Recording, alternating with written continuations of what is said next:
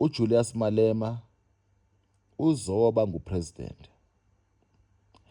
and inyanimile iLimpopo angicinge kuthandwa yiyo, nabo bane-apartheid zabo, bana whatever banayo, but inyanimile ukuthi iLimpopo imali izoyintshontsha ikancane. So kusho ukuthi imali uma intshontshwa kumele abantu abaningi bahlupheke, kumele abantu abaninzi bagqilazeke,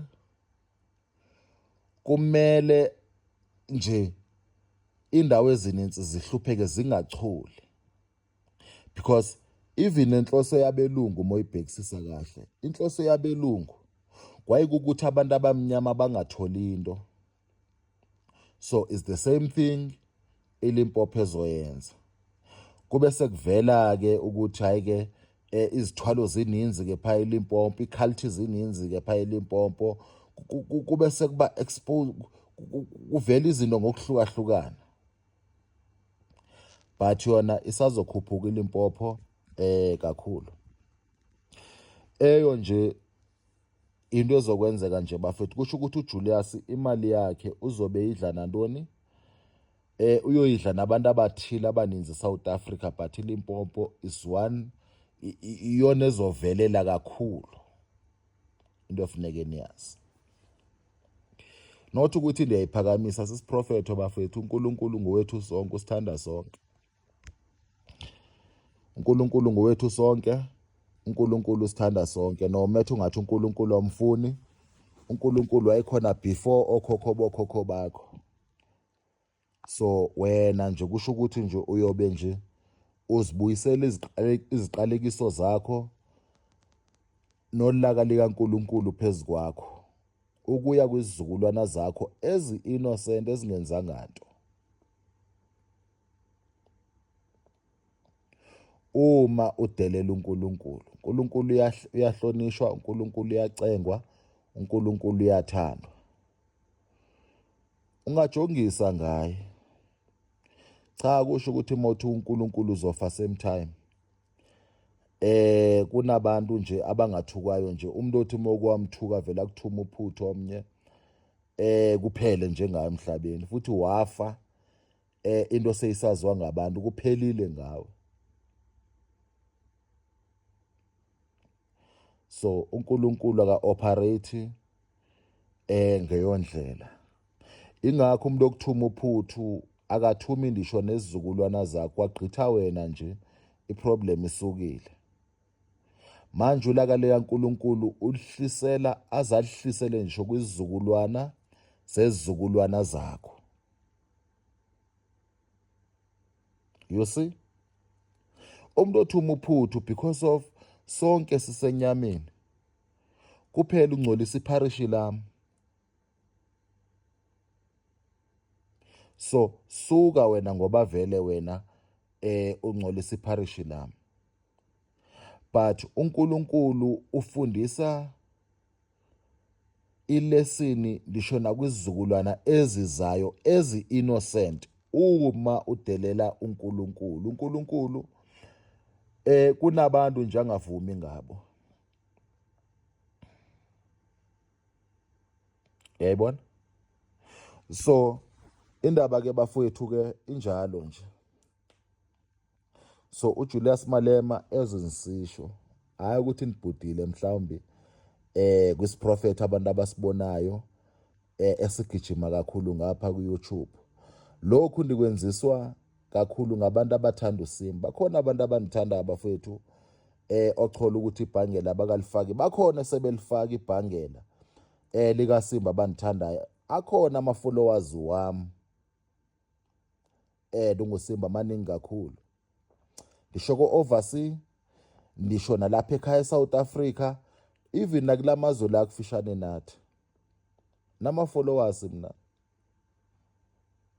So lokhu ndikwenzela nina, yabona? So lokhu ndikwenzela nina. Into xa ndiyithetha bafowethu nyani, andiyithethi ngoba kuthiwa le isefashionini noma mhlawumbe hayi abe-ANC ngizobe bavisa kabuhlungu. Vele ndingumuntu ngabantu, izinto endinazo is because of abantu.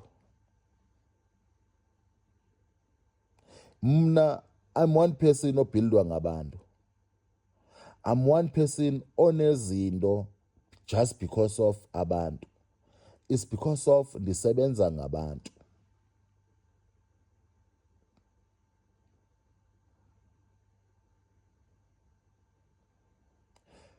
Uyayibona? So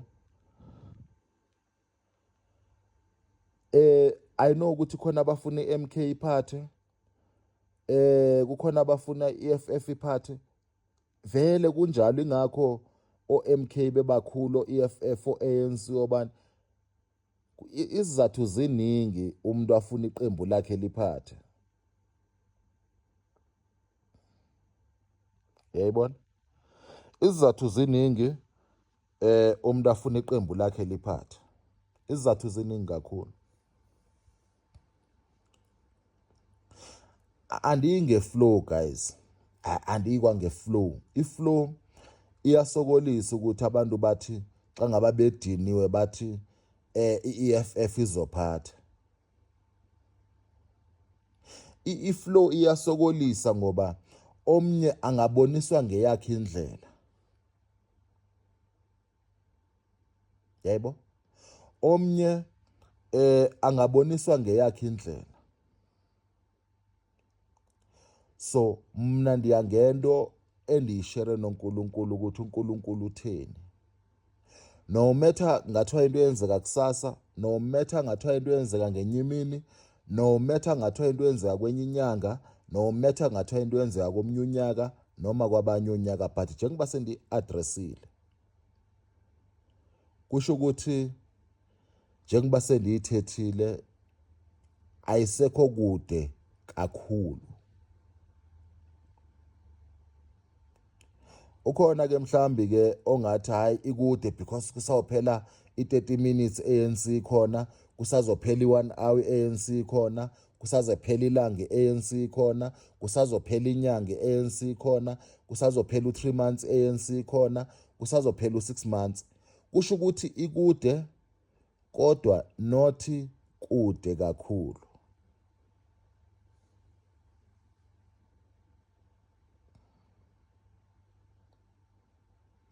So i-ANC sekuseduzana ukuthi isuke. Ama-ritual yawenza uMalema spiritual powerful. Yes, uphethe abantu bafethu. Yes, ulida abantu ngokuhlukahlukana. You must understand into ezifana nezo. And ipower yakhe iyamsebenzela ngendlela abantu ababona ngayo. Ipower isebenza njalo vele. Isebenza njalo.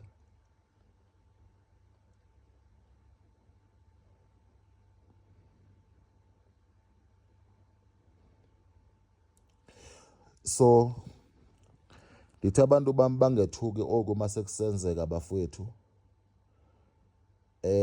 Bangethuka abantu kakhulu abantu abafollow uSimba. Abanye aba guys ningakhathazeki ngabo ukuthi hayi Simba mina ndiyakufollowa kodwa lokho kuthetha ndikuthanda. Into ekumele ukuthi yenze ngoba kwelinye iside izolungisa. Njengoba ndiyi-addressa nje. Kwelinye iside izolungisa. Nabo bogcina befikile. O-president bogcina befikile kuSimba. Izikhulu zomhlaba zogcina zifikile kuSimba. Zoloko ndinidishela. Ukhona oyoze avuleka amehlo. Yebo, ngoba inhloso is not about ukuthakatha abantu la. Awuthi ke sibuyele ngapha kwi-MK nje kancinci. I-MK bafowethu abantu abaningi kade befuna ukuthi iphathe. Kodwa i-MK ngeke lithathe. Ngeke lithathe bafowethu, ngeke libone lidlalayo. Angeke lithathe ndondo ikhathaza uZuma kakhulu. eyona ikhathaza i-KZN kakhulu. Yayibona? I-MK nje ngeke iphathe bafowethu okwangoku. Kungenzeka iphathe near future, but le near future le before izophatha koqale kuphatha i-EFF.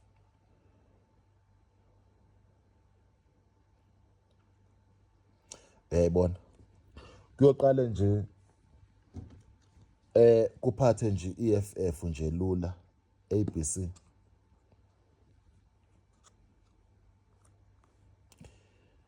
So EFF kuseyiyo manje. Kuseyiyo nje.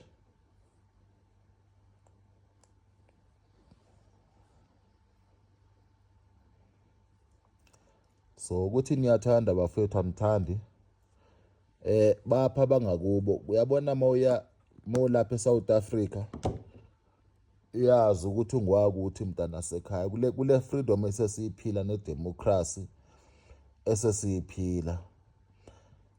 Singeke sithi ngenxa ukuthi sipowerful, ngenxa ukuthi phofu mina ndinguSimba ndipowerful, ndiphuma eEastern Cape. Ngeke ndithi ndizosupport iEastern Cape noma ibheda, uyayibona? Oko nje ngenikwenza. Oko nje ngenikwenza ngeke ndithi ngoba ndisegoli ithi ndisupport mhlambi laba segoli noba bebheda.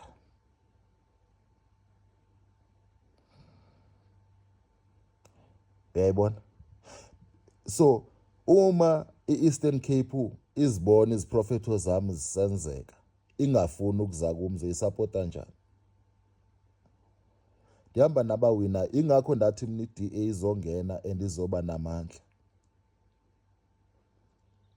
Hayi ukuthi iDA yayivela izongena at that time, is because ipower yami yayisebenza ngokusezingeni izibonakalisa ukuthi ingenzani into engenzeki.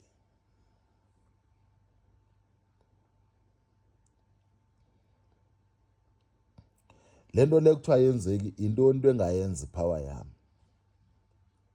So bezibonakalisa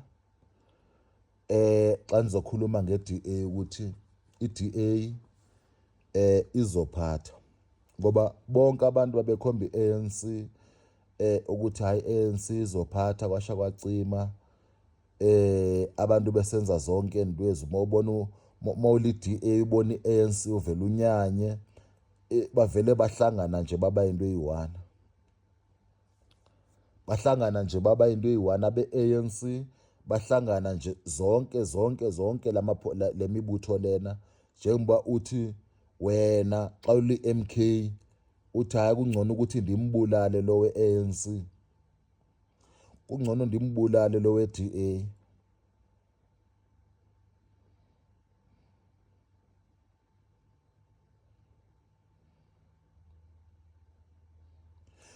So abelungu nje bangethuki bafowethu ngoba ezinye izinto sometimes zidinga umuntu ukuthi uNkulunkulu nje ukufaka uNkulunkulu entweni oyenzayo. Ezinye izinto zidinga nje ukuthi ufake uNkulunkulu entweni oyenzayo. Akusho ukuthi umuntu umethethe kabi ngoNkulunkulu or umuntu umethuka uNkulunkulu uNkulunkulu seyambulala. Yebo, isikhathi esininzi akusho kanjalo. But ulaka likaNkulunkulu lehlela phezu kwakhe. Ulaka likaNkulunkulu lehlela phezu kwakhe. Ngoba uyomangala umuntu ngenye imini xa kunezinto nje abonayo na ukuthi hawu lifike kanjani la. Kanti ulaka likaNkulunkulu lenzani? Lwehlela phezu kwakhe. Cinga nje ubrother Enigma ngesikhathi ethuka amasendithwini eshumayela ilizwi likaNkulunkulu esithi nina uNkulunkulu oyi-1 wenu akanifuni. Uyabona ukuthi uqalekisa uNkulunkulu kangakanani? uthuka uNkulunkulu, ngoba ngoku uthi uNkulunkulu oyi-one wabo, uNkulunkulu akamfuni kodwa uNkulunkulu badalile wababusisa.